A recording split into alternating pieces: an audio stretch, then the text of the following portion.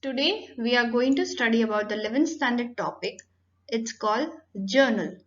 Let us know what is it.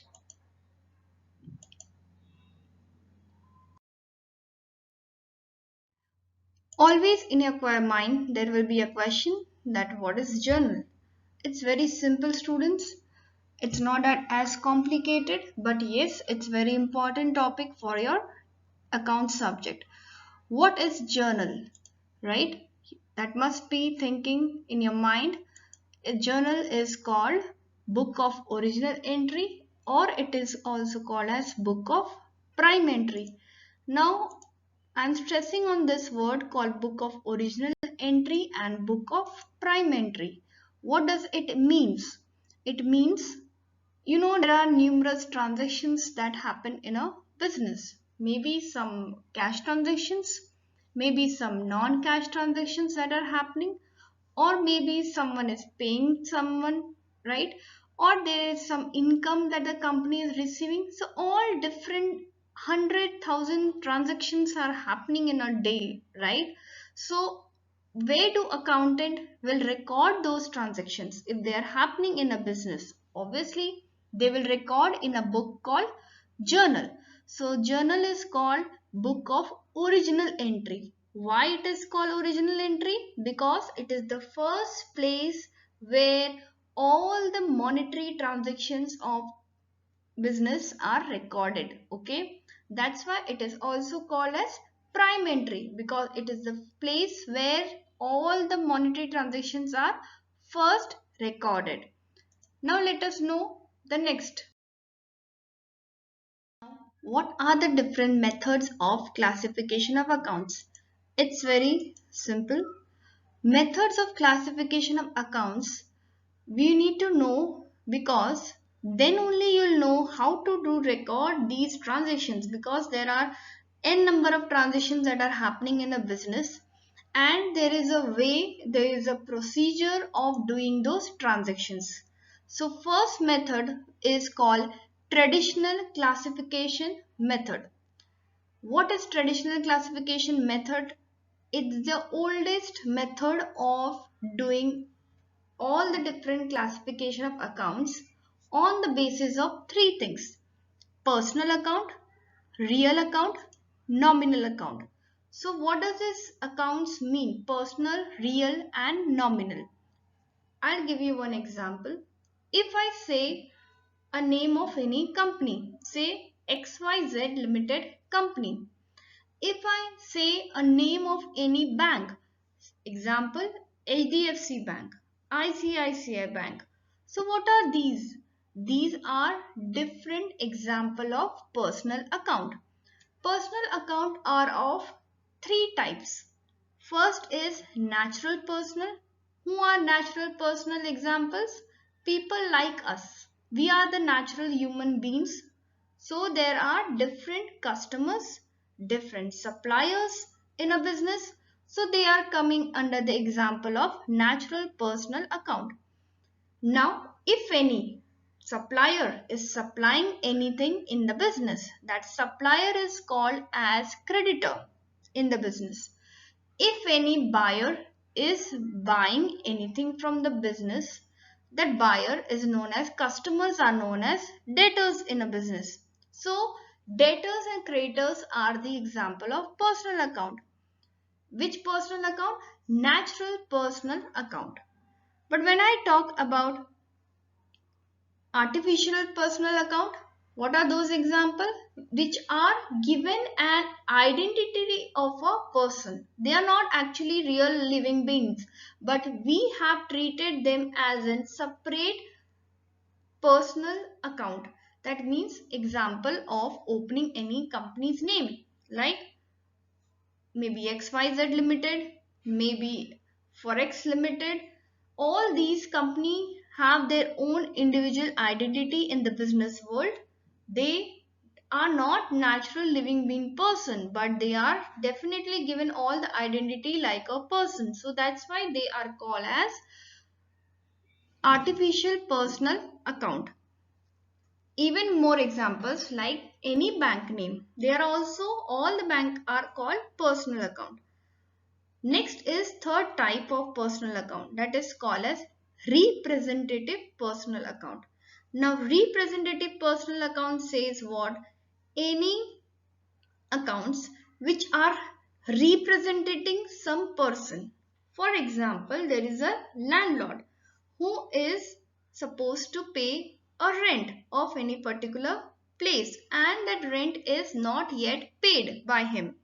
So for that we open an account called outstanding rent account.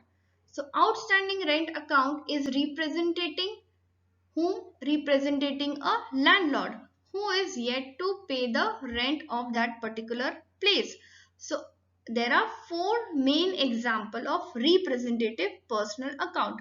They are outstanding expenses, any expense which is outstanding, outstanding income, any income which is outstanding yet to be received, prepaid expense, any expense which is paid in advance, pre-received income, any income which is received in advance. So these are the four only examples of representative personal account. I repeat, personal account, there are three subtypes: natural personal, artificial personal and representative personal. Next classification is I'm going to talk about is real account. What is real account? Real account are any assets which company owns, which belongs to company. Example may be any cash, any furniture, any machinery. These are the items which belongs to the company, which company owns, right? They do not have to pay to anyone. It is the company's property. So they are the example which falls under real account. Next is nominal account. Now what does nominal account says, students?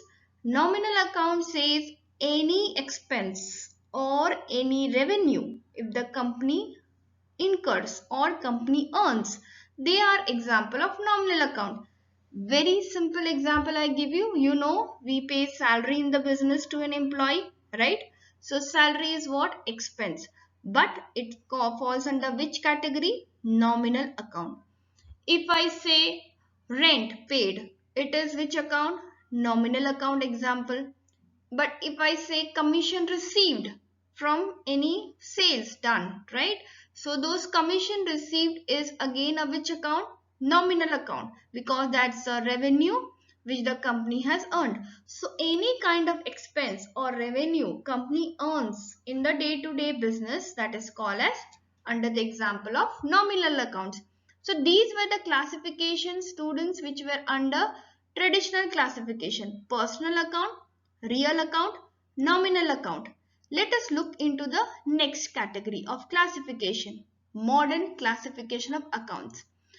We will be stressing more on this because next section, when I'll be explaining you the journal entries, how to do with the journal entries, I will be explaining with the modern classification methods, because students, this will help you in your further chapter contents, because these are the correct way of knowing your different accounts: assets, liability, capital, revenue and expense. These are called as modern classification of accounts. That means we can classify the accounts on the basis of these five categories. What are these? Let us know. Assets. What is assets? Assets term itself means something which the company owns, which belongs to company. So what can be the example of assets? Cash, bank, stock of goods. These are the property which belongs to company. They don't have to pay to anyone, any outsider. Even machineries, even furniture, even building. These are all example of assets. What do you mean by liability? Liability means which they have to pay to someone outside party, like maybe the creditors of the company. The creditors are called what? Suppliers. Maybe any bank loan they have taken. So these are called as liability. Capital. What is capital? Capital is the money, the personal money of the owner which he invests into the business is called capital. What is revenue? Revenue is the income which the owner earns in the day-to-day operation of the business. Maybe from any place which he has let out. So he may earn a rent, he may earn a commission. So these are called as revenue for him. Expense, there can be a salary he pays, there can be wages he pays to the laborer, there can be telephone bill, there can be rent he may be paying for some places. There are n number of examples which we'll do slowly. Now, modern classification of accounts is very important for you all to know. They are assets, liability, capital, revenue, expense. Next topic will be, let us revise traditional classification once again. As I said, personal account, there are three types. Artificial personal, example is given. Natural person, example customer, supplier, as I already said. Third is representative person, example are only four under this category. So these are all three under personal account types. Okay. Next is real account, example building, machinery, cash, stock, etc. Nominal account, example salary, rent, wages, discount received, etc. So these were the students' classification under traditional classification. We will just know about this, but more important that we want to know is our modern classification, which is very important. As I said, asset means what? Anything which a company owns, right? So example machinery, stock of goods, debtor, cash, etc. Liability are the amounts that an entity means the owner of the business, if he owes to the outsider, it is called a liability. Something which a company owns, it is called asset, but anything which the company owes to any outsider, it is called as liability in accounts. Expense.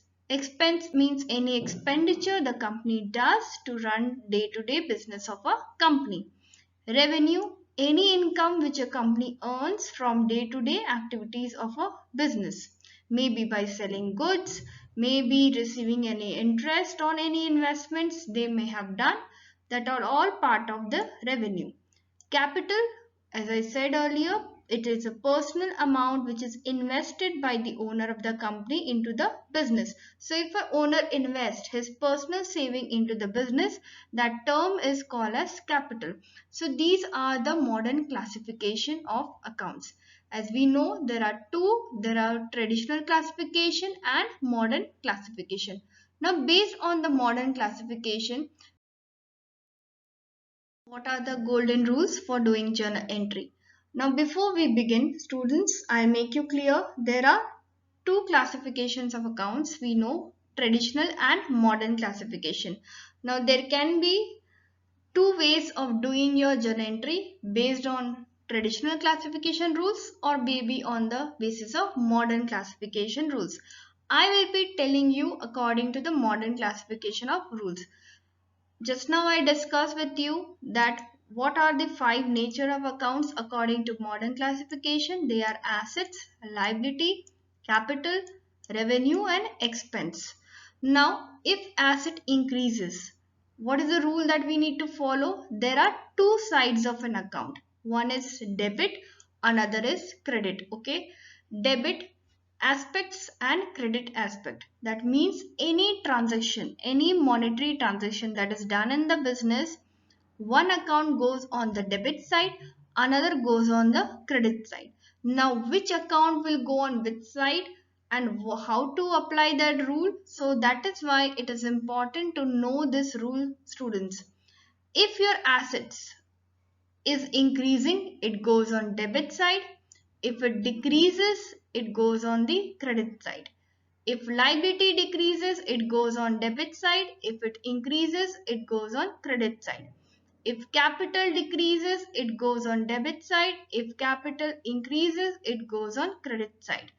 Revenue, if it decreases, it also goes on the debit side. And if revenue increases, it goes on the credit side. Expense, if it increases, it goes on debit side. and if it decreases, it goes on the credit side. So by looking at this rule, which you need to learn, you will see assets and expense follow same rule, that is increase debit, decrease credit. But whereas if we talk about liability, capital and revenue, they are following the same rule. That means if there is a decrease in any of these, it goes on the debit side in your entry, and if it increases, it goes on the credit side. Let us know now classify the different nature of accounts. So how will we classify? First is cash. Why cash is an asset? Because it is something which the company owns. Second example, bill receivable. Bill receivable is also an asset because this is which is company owns. Bank overdraft. Bank overdraft is what? It is liability because the company have to pay to an outsider. What is drawings?